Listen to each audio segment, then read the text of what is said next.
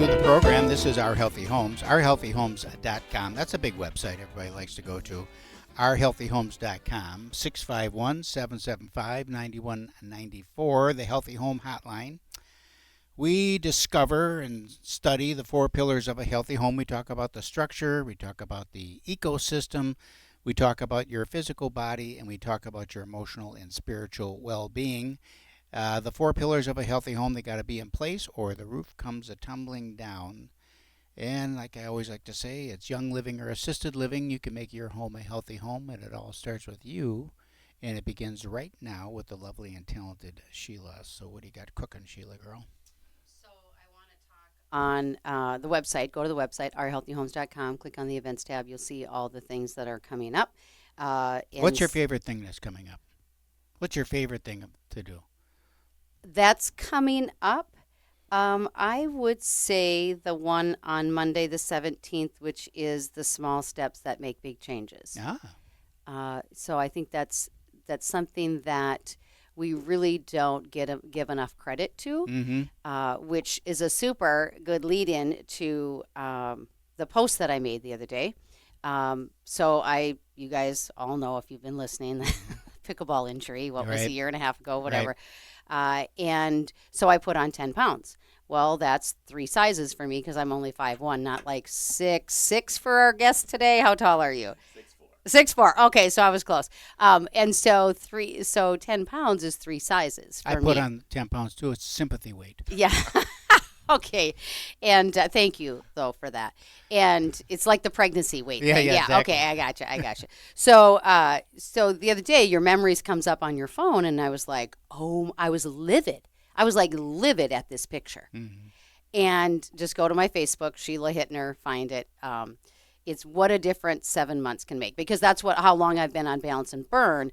But I mean, the injury was from before. But the 7 months, when I looked at the picture and then I looked at my picture now that I took, I couldn't believe the difference. And yes, I'm back to playing pickleball. I am doing my little 5-pound weights, when we're watching TV but I mean, I am not at the gym every day, which again, if we're at the gym every day, sometimes for women, it really screws up our cortisol level when we push it too much. And anyway, so it's not like I'm running. It's not like I'm, giving it my all. Now, am I committed and disciplined to stick to the program? And we don't eat a lot of sugar anyway. No. We don't drink a diet pop anymore. I don't know if Q knows that I was hospitalized for aspartame poisoning from diet pop. Thought I was having a heart attack. And so my point of it is that, we look at ourselves every day and we just don't see the changes. We're discouraged. We just don't see the changes. But when you see the changes or something like that from years ago or a year ago or whatever, it really does make a difference. And I mean, I'm committed. I'm going to keep going. I love the product. But if you're ready to be committed, I'm ready to take you, on this journey with me. And so your possibilities are endless. Now, not only is it a weight thing, but it's cleaning up the inside of the body, the digestive system, and so forth. And I believe your daughter has had some great success with the Balance and Burn. And it's not a weight issue for her. It's a digestive issue for her. So it really goes to where you need it the most. And when it works on your digestive system, your blood sugars level, your cholesterol, your inflammation, all of that, your body can function better again. And so we do have some stories from people. We got a lot of testimonies. But what I've been hearing from people that have been on the Wegovy's, the Ozempics, those kind of things, yes, I understand that it was what was available a few years ago, and that's all they had. But insurance isn't going to pay for it now. We've run into a lot of people where now the health insurance is they're not going to pay for it anymore. Okay, so now they are panicking, right? And so let's look at a natural option that's going to bless your body, work with your body, and not fight it and give it all sorts of other problems from side effects and things like that. So we all have choices, right? And I am your biggest cheerleader, man. When you're ready, I'm here for you. But what I wanted to go through today was the cost. Okay, so I don't even know what the Ozempics in that were, 50 to 150. If you don't have insurance, I think somebody said it was up to as much as $600 a month that they had to pay, which is insanity to me. But so let's assume. That's a car payment for some people. Yeah, really. Yeah. Let's assume it's an association payment. No, just kidding. Yeah, really. They're getting so high right now. Yeah, Okay, no kidding. that I couldn't. My real estate head just had to go there. Go there. Couldn't help it. Couldn't help it. Let's assume that you buy one of each of these every month. Mm-hmm. Okay, a medium latte, $5.20. A medium soda, $3.50. Once a day, you mean, not once a month. You said once a month. Once a day. Yes. No. Once a month. Yeah. A restaurant meal, a fast food meal, $12. A restaurant meal, $20. Candy bar, $1.50. Oh, okay. This is really hard to read. Mm-hmm. Bottle of wine, $15. Pizza, $18. 6-pack of beer, $12. Donut, your apple fritter. Apple What's a fritter. Sunday that you like? Mhm. Okay, at church, $1.75. A pack of gum. Really, a pack of gum is almost $3 now. A pack of cigarettes. They're almost $8 now. Wow. They were $2 when I smoked. Hamburger, $14. A bag of chips, $6. A milkshake, $6. Fries, $4. Slice of pie, $6. A restaurant dessert, $10. Restaurant appetizer, $10. That's a total of $153.01. Now I just rounded these numbers Okay. up, so don't go calculating Got and it. call me and tell me that it's wrong, because I was rounding up. So, or let's assume you buy a latte every day. So a medium latte, $5.20 times 5 days a week is $26. A medium latte, $5.20 times 7 days a week is $36.40. A week. Right. So your cost of balance and burn is a system for 30 days at $135 plus shipping plus tax. You are at about $150 roughly. Your daily cost is $5 a day to support your body naturally, work on your digestive system, all the other things that your body needs for $5 a day. You can't tell me that's not worth it. Oh, it's definitely worth it. Right?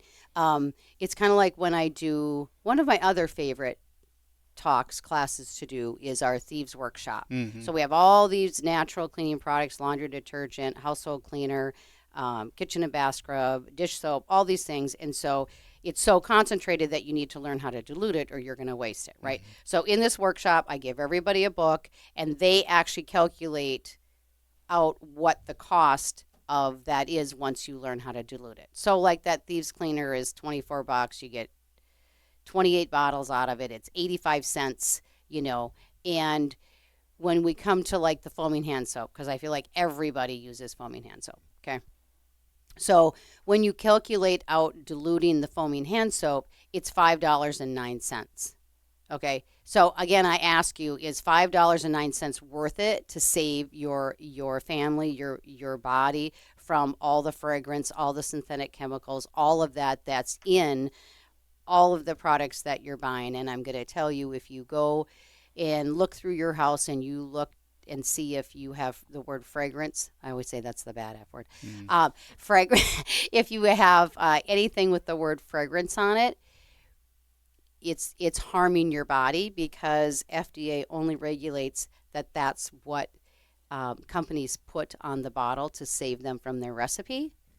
And so that's over 100 chemicals that are associated with that product that has the word fragrance on it.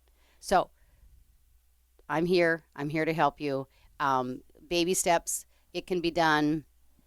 Like my math teacher always said, Oh, by man. the inch it's a cinch, and Oh, by yeah. the art it's hard. So Yep. if you're looking for a big leap, that's probably not reasonable and it's probably not sustainable. But the little micro changes that you can make so easy in a daytime just by your awareness. And that's really what it is. Yeah. It's awareness. And Yep. And it's getting out of the robotic system that we're in of what we're used to Breaking the living. habit, Yep. the default habit Yep. of walking to the refrigerator and popping it open and and throwing that last piece of cake down or whatever it is without thinking about it. And you think just because you didn't go over to the table and sit down and eat it, that somehow It doesn't doesn't count. it doesn't count. It all counts. Trust me. All right. This is Our Healthy Homes, ourhealthyhomes.com. 651-775-9194. If you want to get a hold of Sheila, she'll get you pointed in the right direction. Do a one-on-one with you, get you set up, and so easy. By the inch it's a cinch, and by the yard it's hard. We'll be right back. Hey, welcome back. Thanks for sticking around. This is Our Healthy Homes, ourhealthyhomes.com, the 4 pillars of a healthy home. It's young living or assisted living. You can make your home a healthy home. It all starts with you. We're speaking with Quenton right now, and we're going to be talking about matter. What is matter? Yeah, no, thanks, Keith and Sheila, for having me. Yeah. I'm really grateful to be here and always love answering that question because to me it's been a life-changing journey to understand what matter is and how it started and why it started. Okay. And really the inspiration came from a couple right here in the Minneapolis area, Dennis and Megan Doyle. They were in the commercial real estate business. That's I why know it that sounds name. familiar. Yeah. They owned the company called Welsh Companies, which is now known as Colliers in the Twin Cities here. And amazing, faith-filled people that had done really well in business and just really asked the question, what do we have in our own 2 hands that we could use to help others? And as people of faith, they really had a core belief that everybody matters. Everybody's important. Everybody's created in God's image, have value, dignity, and purpose. And so thus the name Matter. And that was really Matter. Matter, correct. And so they asked the question, what if we really just lived our lives like everybody mattered? And that's what really started this movement is some great people right here in our community. So when someone's in the alley downtown Minneapolis with a gun stuck in your wrist, are you telling me that person matters as much as someone else, or how does that work? Yeah, no, it's a very fair question. Life is hard, right? And we all go through the challenges of life, and from the faith perspective, sin is real, and we live in a world that has sin. And yet, back in Genesis, God said, "Hey, I created everybody in my image. We are created in the image of the Almighty God." So therefore, our belief is that we all have value and worth, and no matter what point we're at in life, that is what the Scriptures teach us. And so from there, no matter where you are, God can meet you and take you to a better place.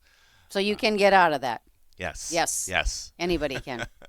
Yes, I do believe that. I believe God can save through the worst of circumstances. So that is really the core of our organization and our belief is that people are important, people matter. And really, if you want to make a difference in the world, it starts with, we kind of have this notion sometimes you have to be a billionaire. You have to be Elon Musk and start Starlink, or you have to be a celebrity. Or a philanthropist, and it's really not the case. Those people can do good things, but really every single one of us has purpose, and sometimes it's the small acts that can start a big movement. It's people like Dennis and Megan who are just business people and want to help. Every one of us can do something, and so that's kind of the core essence of what we believe. So what is the mission statement then? Or do you have a mission statement? Do you have a set of core beliefs or core values that you can articulate that says, okay, this is our organization, this is what we are going to do? Yeah. No, it's a really good question. And when you're an organization like we are, so Matter is a faith-based, faith-inspired organization. We do humanitarian projects all around the world.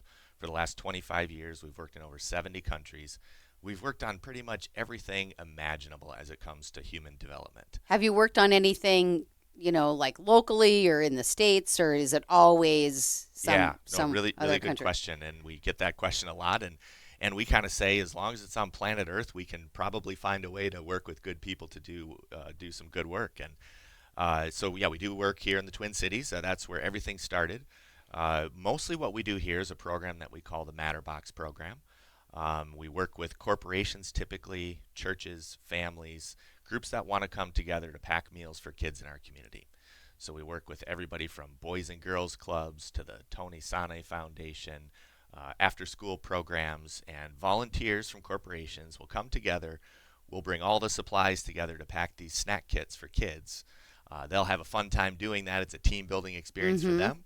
And then we either take those boxes and distribute them to our partners, or they will take them and distribute it to their church or maybe a local food shelf or wherever they might want to get those out. But we've done that program now in all 50 states across the country. Where do you pack them? So a variety of places. We can do it at somebody's business. People have done them in their homes. We actually have kits of 40 snack packs that get shipped anywhere you want.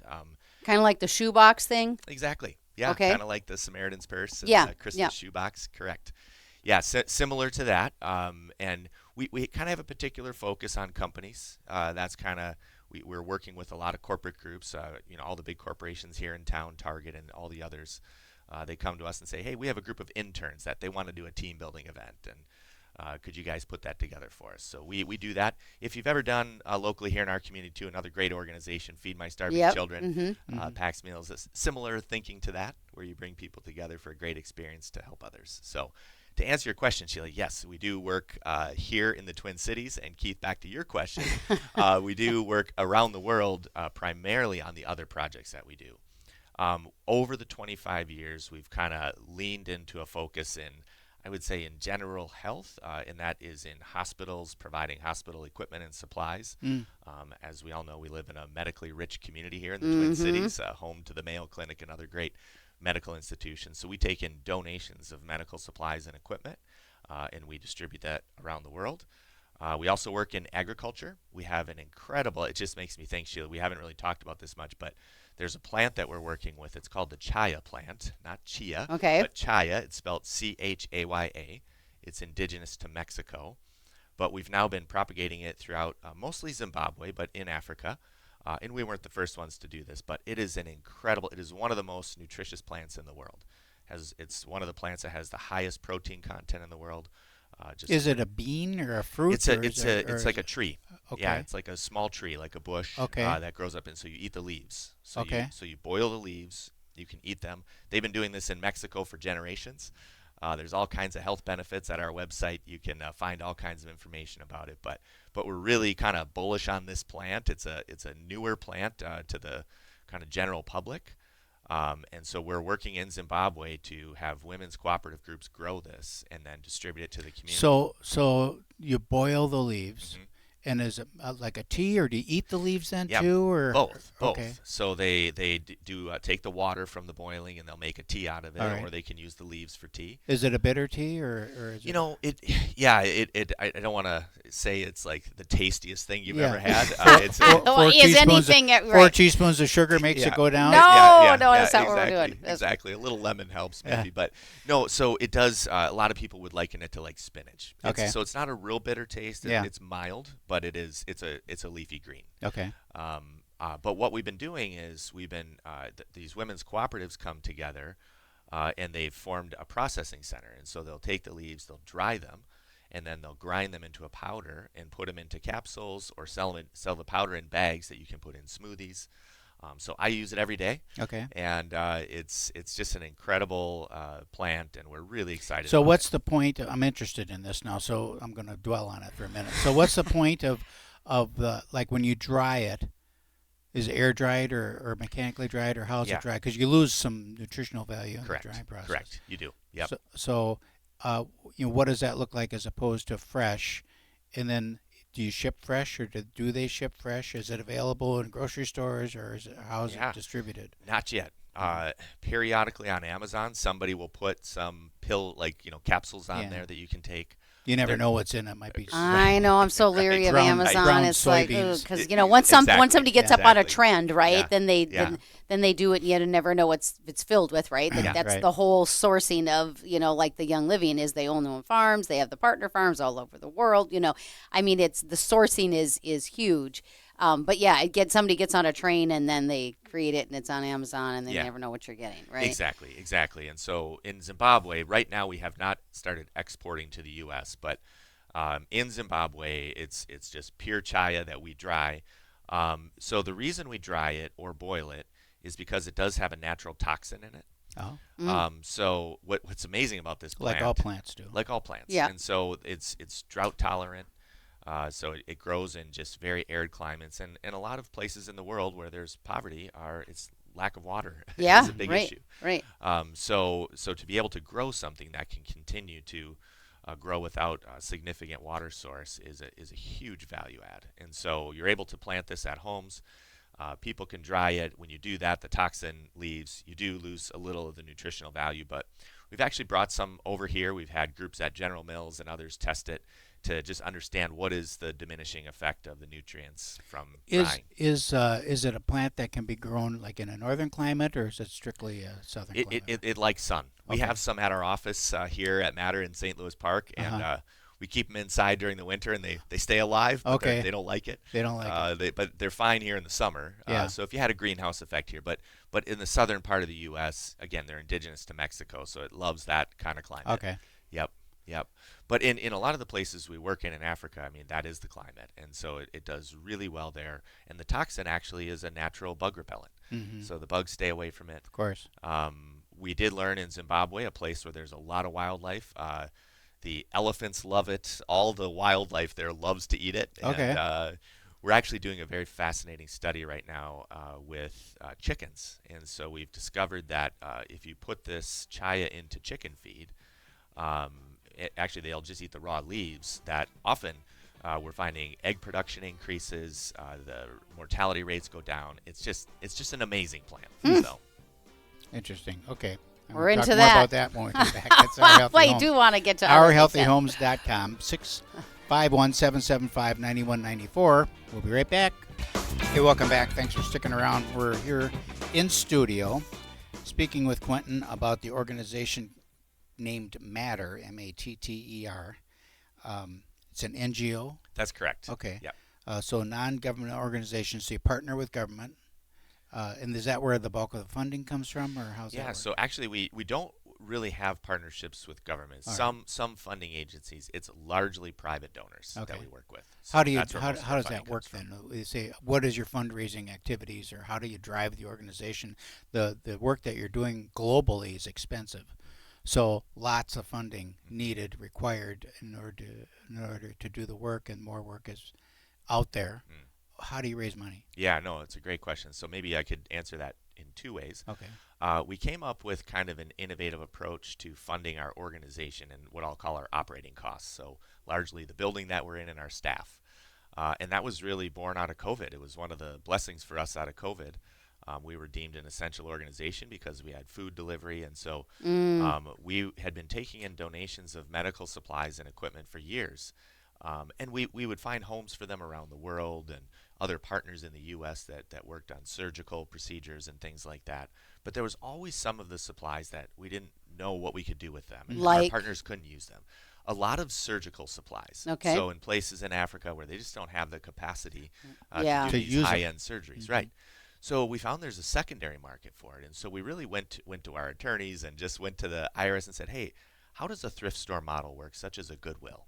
And so we really, that's what we ended up becoming here in the U.S. in our warehouse in St. Louis Park is a thrift store for medical supplies. So we now take in donations of supplies that we repurpose, some overseas, some to our local partners, but some we resell. Are they new, or are they overruns? Is it obsolete equipment that's been replaced and upgraded in a hospital, and now they've got this, old whatever it is, and they don't know what to do with it? Or how is it? You hit on all of it. It's Okay. all of the above. Right. Sometimes the hospital might change a vendor that they're working with, and they need to clear out the old stuff. Sometimes it's expired. And so we find outlets for that. With expired stuff, as an example, we work with a lot of nursing schools right here in town or around the country that they don't need to buy the new things that are in date because they're working with students and teaching. So they buy from us for pennies on the dollar. What's expired? Because Uh, you were talking medicals, like Yeah. Everything expires, believe it or not, with our regulations. Even one time I laughed because we were sorting supplies and there was, the old like black hair comb that you have, just a simple black plastic comb. That was in a plastic wrapper and it had an expiration date on it. And I was like, okay. You gotta but be more, kidding More me. practically, things like sutures, as an example.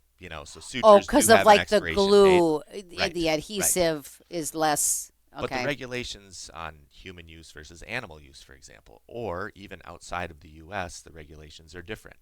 And so there's quite a market that's established. So to answer your question, Keith, I mean, we've started to play in that market, so much so that we're nearly at the point where we're covering 100% of our operating costs through that, what we call a social enterprise activity at Matter. What that allows us to do then is the second part, which is to raise funds for the projects that we're doing around the world. Okay, to so build hospitals, to So somebody donates the expired whatever, and then that goes to somebody in Africa. yes, oftentimes. So then you sell it to them in Africa, or no? No, typically those are donations when we're Okay. sending them overseas. Okay. What we sell is to other resellers here in the United States, largely in the United States. And they are taking surgical supplies typically, and they're repurposing them to other rural hospitals or nursing schools or veterinarians. So we're kind of the middle person in that process. But there's enough revenue that comes in from that. I Okay, mean, medical I get supplies it. have a lot of value. Sure. So it's enough for us to run our operation, to pay our bills. Then we can tell our donors that, hey, when you give cash to our organization, you can support the projects we do. But our number one fundraising strategy isn't like a lot of organizations that maybe do galas or a race or something. Those are all fine and good. But we've actually adopted a philosophy where we take people to Zimbabwe. So that's our number one strategy is we take people on trips. We call them insight trips. Is that why you go there so often? Yes. So How often do you go? Well, before we moved there for a few years, I went 8 times in 1 year, and it's Delta's longest flight in the world from Atlanta to Johannesburg, South Africa, and so that got old. Yeah. So we lived there for a while, opened our office. Now I just go over about 3 times a year with donor groups. I'll be going over in September with Tradition Bank, a group here in town that supports us, and so we're going over what we do is we go over. It's a little bit of mixture of kind of some pleasure and business, if you will. Zimbabwe is an amazing place, despite the hardships it's known. It's got all the wildlife of Africa. They have safari. It's home to Victoria Falls, one of the 7 wonders of the world. So we show our guests all of that. But what we hear time and time again is the most meaningful part of the trip is when we go out and see our projects, when we go see the Chaya Tree Project in action. Yeah. It's kind of like when we went to Ecuador last year, at Young Living's farm and the spa, and we were able to see the Young Living Academy, the school, right? And so, and the way that they teach these kids how to grow and how much acreage they had, and they're eating everything that they're growing there on the school lands. I mean, it's like that kind of thing, like that is, and we adopted or is supporting one of the children that go to school there, and so you guys lived there for a while. How old were your kids when you went there? Yeah, so we had 2 of the kiddos were adult age or just had graduated from high school, Okay. Our son, and then our daughter was kind of on a gap year project there. And then the 2 younger ones were, at home, and Bethany, my wife, homeschooled them.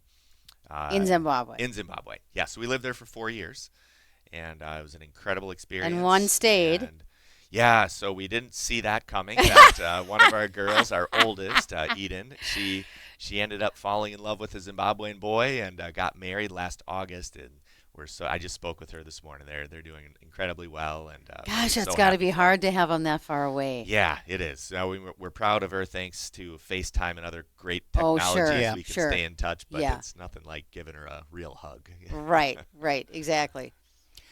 This idea of a self-sustaining charity organization or nonprofit organization to me is so forward-thinking, because we deal with a group. We just had a meeting this week with an organization that helps train nonprofits. Amplified, which you Amplified. know about them, right? Very familiar. All right, Yeah, so Andrea and her they team help- do a great job. Yeah, do Yeah. a great job, but they're training nonprofits, and so many of the nonprofits, although they all have good work that they're trying to do and whatever it is, a lot of it, the biggest challenge they have is fundraising, Always. and it's always asking, a different way. How do we ask people for money, as opposed to providing a service that they can charge for, that will then fund these other projects, and that you've seemed to have crossed that bridge here very well.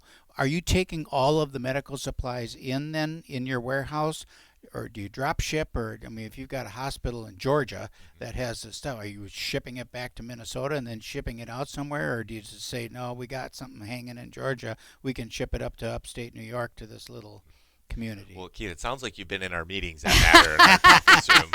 Yeah, no, a little bit of all of the above. That's part of the fun that we discovered as we got into this. There's all kinds of creative ways to do it, but we do a lot of drop shipping. In fact, we just kind of measured about half of the stuff that we take in donation never hits our dock. We just find partners. We can ship it from a hospital to another partner that can use it. So that's become a big part of our work. But a lot of it does come into our office, and we have a wonderful team of people who sort through the stuff, and we have different categories where we know there's, value or different people who want things. And so it's become quite a process for us. But back to your earlier point, we really do think for us, that's it was an innovation that came out of COVID, as I mentioned. It was really survival. I mean, the government was giving these PPE loans to organizations that to get them through a tough time. And so, that was fine, but that wasn't going to be a way to sustain ourselves. Yeah. Right. And so we just said, what are we going to do? Are we going to have to close our doors? In fact, the stats were at the time, just post-COVID, that a third of nonprofits in the state closed their doors, a third reduced their services, and then a third, stayed, survived, and even thrived. Were able to make it through.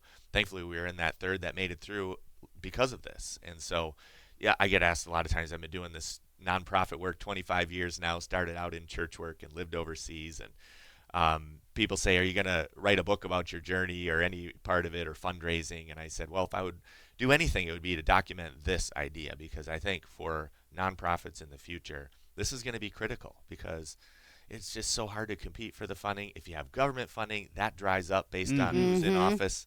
And it just, you're just beholden to all the ebbs and flows of that funding. When you have a sustainable enterprise in your four walls, you can weather those storms and much easier. So do you have somebody that like is on the sales calls and calls these hospitals all the time, and yeah, exactly. like Mercy Ship or whatever that ship is that they do, right? Yep. I mean, people donate to them, right? If I understand it. Correct. So what? I mean, I don't know. They have to have expired things too, right? Yeah. Like, so you just go through the yellow pages, if you will, the yellow pages, and just dial up and you're call exactly them up. right, Sheila. Yeah, no, we have a team that works hard. We go out. It's everything from manufacturers sometimes, medical supplies and equipment. In our community, we'll talk to groups like Medtronic and others, and we're always looking for people who have excess, where often it goes in the landfill. We can take it and repurpose it and do a lot of good. So that's a great ask. It is. That's right. That's what we're asking for today. This is Our Healthy Homes, ourhealthyhomes.com, 651-775-9194. We'll be right back. Hey, welcome back. Thanks for staying with us. This is Our Healthy Homes. What happened? What happened there? It went too quick, my bad. Let's start off. Okay.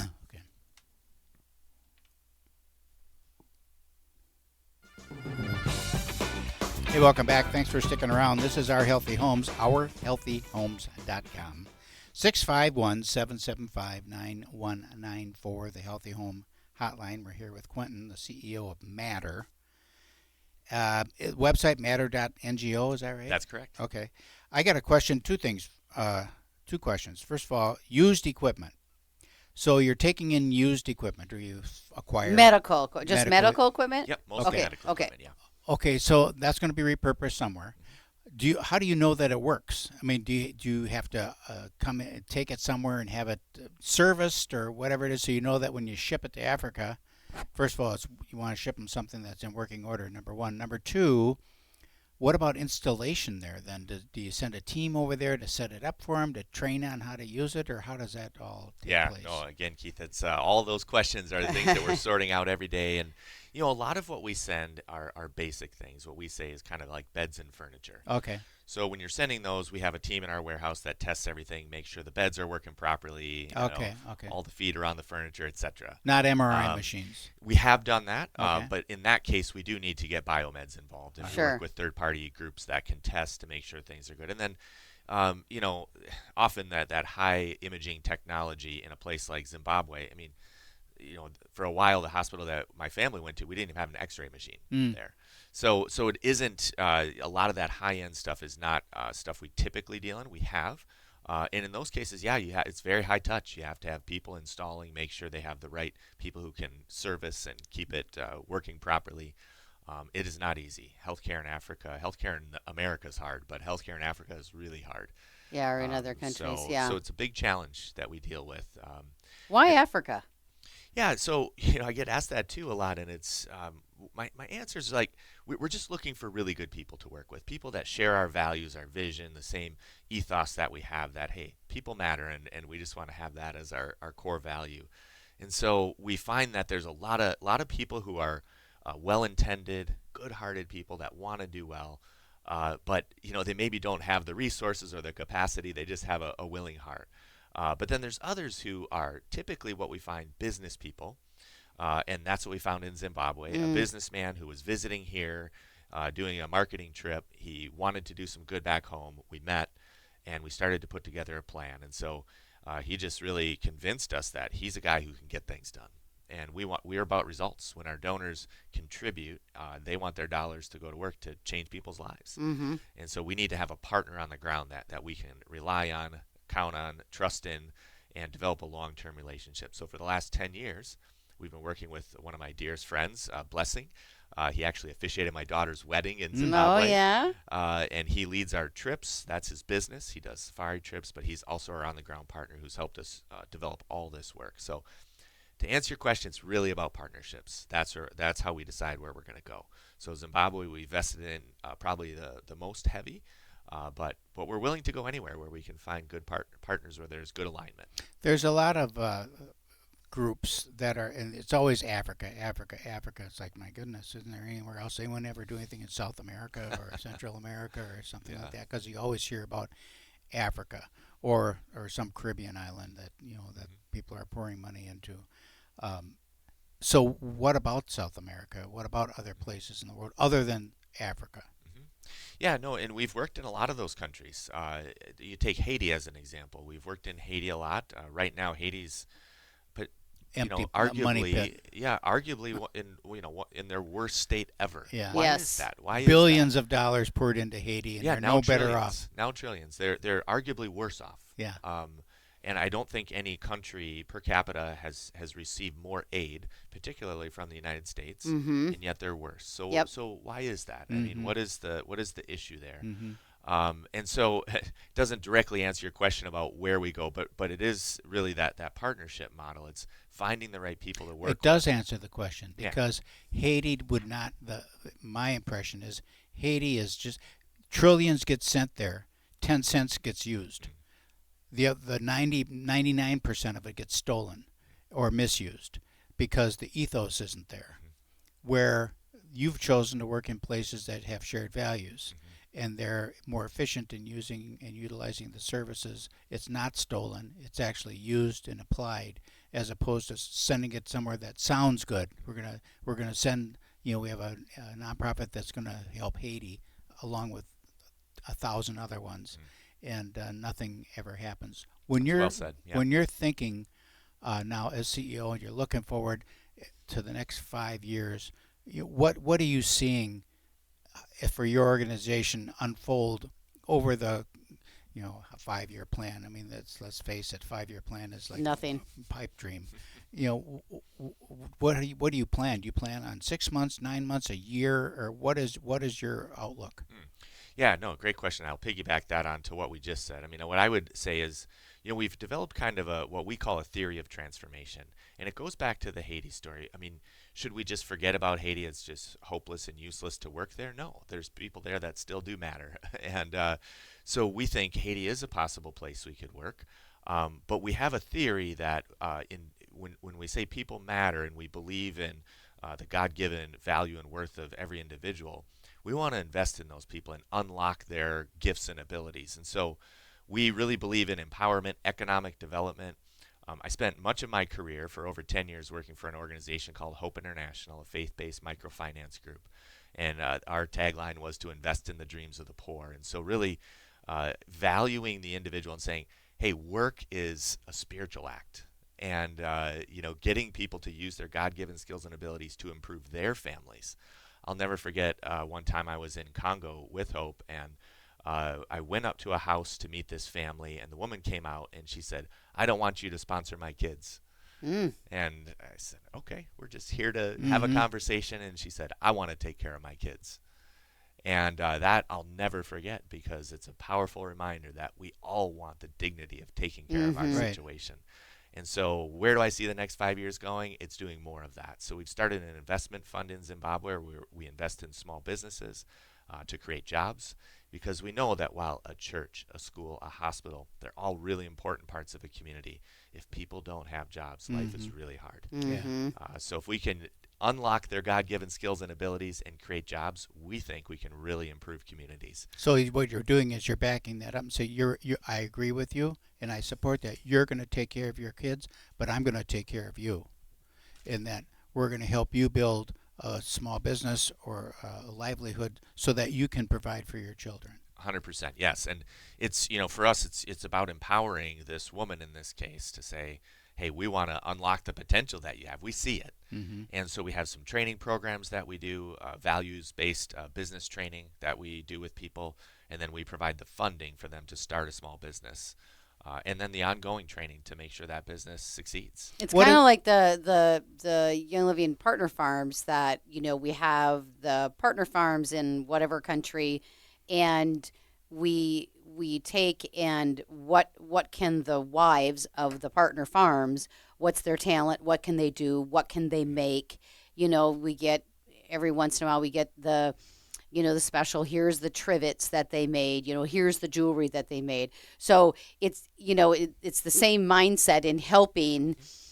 Yes, they're the partner farms and they're doing what they're supposed to create a great product for us. Yeah. And in turn, then we are also supporting the families of the farmers, if Yeah. you will, the Yeah, work hands. yeah, exactly. And the adage comes to mind when you say that, Sheila. Of, you could say give the hand out or the hand up. Mhm. Is kind of a better model. I mean, sometimes people just need the fishing pole to fish. Right, So, right, exactly. So we can provide that.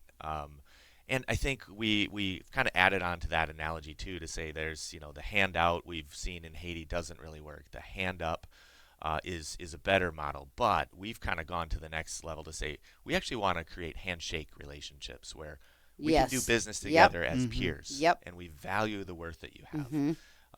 And it's a different context, different challenges than we face here in our environment. What's But- the application process? I'm thinking about scalability or the difficulty of scalability Yeah, here. for sure. So you've got a country or an area, a group that you're trying. You want to help people start small businesses. You know how it is. You can throw money at them, and then they waste it, and the business fails, and that was just a wasted effort. So what is the application process and the onboarding process to make sure that they have a potential for success in building that business? Yeah, no, it's somewhat rigorous because we know there's a high rate of failure on in particular startup businesses. And so we typically don't do startup businesses. It's usually somebody who's already doing some sort of small activity. Okay. It's often a small family business, but they have an opportunity. There's one great story. There's a family in Victoria Falls that was selling coffee. They had a little kind of kiosk they set up. They were selling coffee, lovely couple. And the community loved it, and they kind of served their coffee with love. Mhm. Yeah, This right. woman, her name is Loretta. She would always say, she said, I say a little prayer for every time I give this coffee. But there was an opportunity to grow their business, but nobody was roasting coffee in Victoria Falls. So we sat down with them. They approached us and said, we'd like to get a coffee roaster, because if we could roast our own coffee, we could buy our beans in bulk. We could take that margin and add that to. So they did that. Well, they've now since opened 2 more locations. They've hired staff. They've Great. grown their business. So that's an example, a successful example, where somebody had an existing small business. We were able to come alongside and kind of empower them to do more. So that's kind of what we're looking for. We're not looking for the really tiny business, but we're also not going into the big, large-scale business.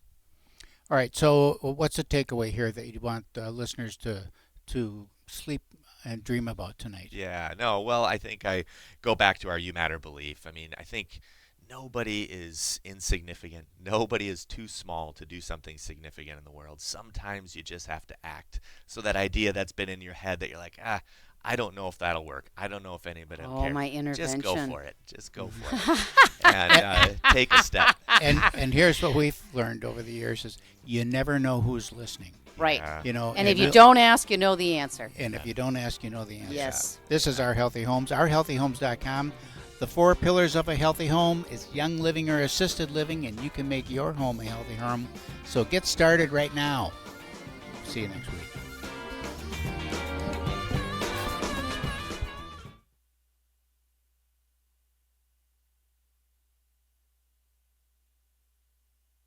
But when he calls me sugar, I love that man with all my might. Sugar in the morning, sugar in the afternoon. Sugar after dinner, sugar in every room.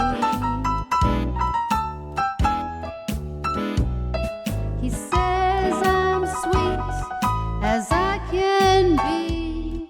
When he calls me that name, it does things to me.